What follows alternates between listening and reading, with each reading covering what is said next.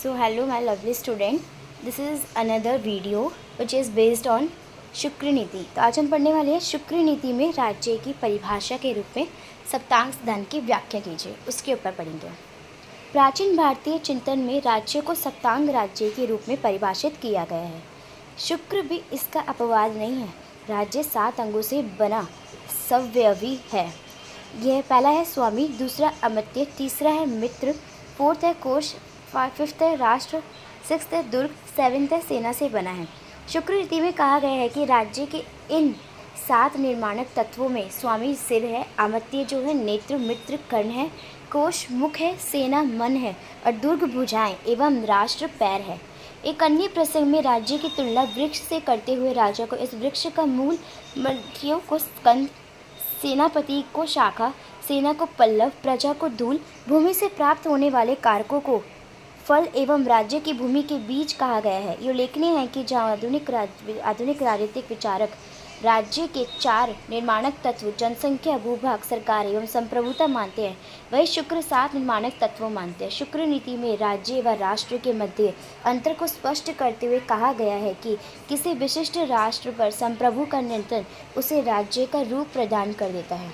इस प्रकार शुक्र नीति राज्य व राष्ट्र के मध्य अंतर को आधुनिक राजनीतिक विचारकों की तरह स्पष्ट करती है। राज्य का कार्य क्षेत्र। शुक्र नीति में राज्य के कार्य क्षेत्र को अत्यंत व्यापक बताया गया है। शुक्र ने राज्य के कर्तव्यों के 8 प्रमुख क्षेत्रों का उल्लेख किया है। पहला है दुष्टों का निग्रह, दूसरा है प्रजा की सुरक्षा, तीसरा है दान, फोर्थ है प्रजा का परिपालन, पांचवा है न्यायपूर्वक कोष का अर्जन, छठा है राजाओं से कर वसूल करना, सातवां है शत्रुओं का मान मर्दन, आठवां है निरंतर भूमि का अर्जन करना। राज्य के दायित्व की इस सूची में से स्पष्ट है कि शुक्र ने राज्य का विस्तृत कार्य क्षेत्र का प्रतिपादन किया है। साथ ही यह भी स्पष्ट कर दिया है कि राज्य को अपने दायित्वों को पूरा करने के लिए आवश्यक साधन भी अर्जित करने चाहिए। शुक्र ने राज्य के कार्य क्षेत्र में निम्नलिखित प्रमुख कार्य सम्मिलित किए गए हैं। सबसे पहला है प्रजा एवं राजनीतिक समाज की रक्षा करना। राज्य का यह सर्वाधिक महत्वपूर्ण कार्य है। बाहरी एवं आंतरिक शत्रुओं से प्रजा की रक्षा करना एवं आंतरिक शांति व्यवस्था को बनाए रखने की दृष्टि से शुक्र ने राजा को निर्देशित किया है वह दुष्टों एवं आक्रमण करने वालों से सज्जनों की रक्षा करे। शुक्र नीति सार ने राजधानी प्रशासन तथा ग्राम प्रशासन के वर्णन में भी आंतरिक शांति एवं व्यवस्था को बनाए रखने पर जोर दिया है और राज्य द्वारा विभिन्न मार्गों को डाकुओं व उपद्रवियों से सुरक्षित रखने की आवश्यकता होती है। लोक कल्याण मतलब लोगों के कल्याण के लिए किया गया कार्य है।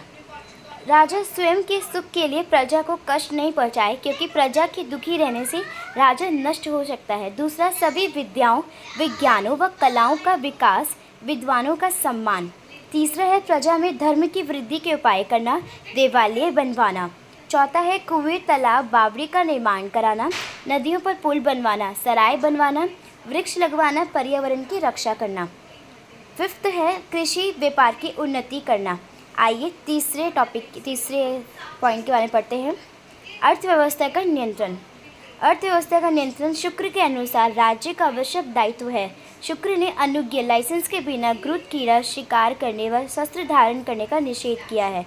शुक्र नीति में व्यवसाय व वाणिज्य के संदर्भ में उपभोक्ताओं के हितों की रक्षा के लिए राज्य के पूर्ण नियंत्रण को स्वीकार किया है। शुक्र ने विभिन्न पदार्थों के उत्पादन, विक्रय, चिकित्सा आदि व्यवसायों का विनियमन करने की अपेक्षा की है।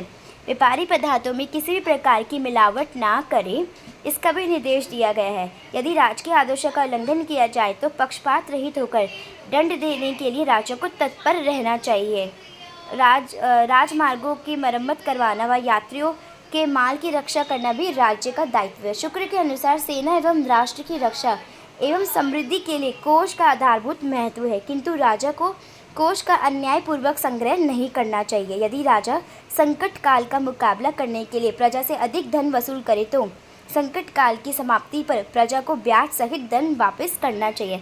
यदि अगर राजा ज़्यादा धन ले तो उसे मतलब संकट काल जब ख़त्म हो जाएगा, प्रॉब्लम जब ख़त्म हो जाएगी तो उसे प्रजा को ज़्यादा इंटरेस्ट मतलब देना पड़ेगा।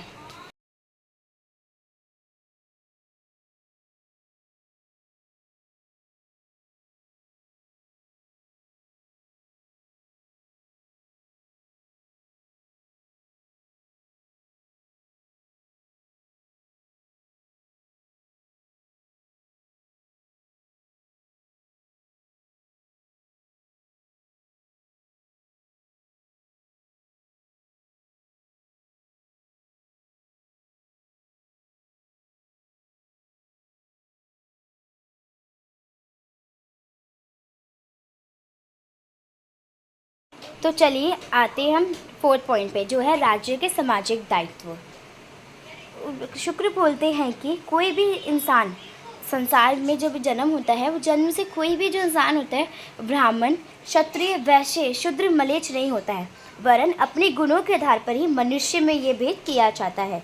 मनुष्य द्वारा विभिन्न कलाओं व विद्या को अपनाने से ही अनेक जातियों का विकास हुआ है। वो बोलते हैं जो किसी की क्वालिटी होती है, श्रेष्ठता कुल या जाति से नहीं प्राप्त होती, वरन गुणों से ही प्राप्त होती है। जब राजा व प्रजा अपने अपने धर्म व नीति का पालन करते हैं, तब राज्य चिरस्थायी होता है। शुक्र का राज्य सामाजिक नैतिकता का संरक्षक है। राजा के गुणों का ही प्रजा अनुकरण करती है। आते हैं अब हम अपने 5th पॉइंट की तरफ, जो है राज्य का शैक्षणिक दायित्व। राज्य ही शिक्षा के प्रसार के लिए उत्तरदायी है। योग्य विद्यार्थी को मतलब स्कॉलरशिप दी जानी चाहिए, ये भी राज्य का दायित्व है। विद्या और कला की उन्नति राज्य की ही जिम्मेदारी है। योग्य बुद्धिमान व्यक्तियों के सम्मान व भरण पोषण की व्यवस्था भी राज्य का दायित्व है। चलिए अब आते हैं हम अपने 6th पॉइंट की तरफ, जो है विधि एवं न्याय व्यवस्था। शुक्र ने कौटिल्य के सम्मान ही अन्य विधि स्रोतों के अतिरिक्त राजज्ञ को भी विधि का स्रोत माना है। शुक्र ने पंडित नामक मंत्री का उल्लेख किया है, जो विधि विशेषज्ञ है। ये राजा का प्रमुख कर्तव्य है कि जो मुकदमा चल रहा है उसका वह उचित प्रकार से निर्णय करे एवं अपने आदर्शों का पालन कराए। राजा को न्याय कार्य द्वारा दुष्टों का दमन करना चाहिए, लेकिन यदि राजा अपने न्याय कार्य की उपेक्षा करता है, कंपेयर करता है, तुलना करता है, तो शुक्र नीति के अनुसार उसे घोर कष्ट सहन करने पड़ सकते हैं।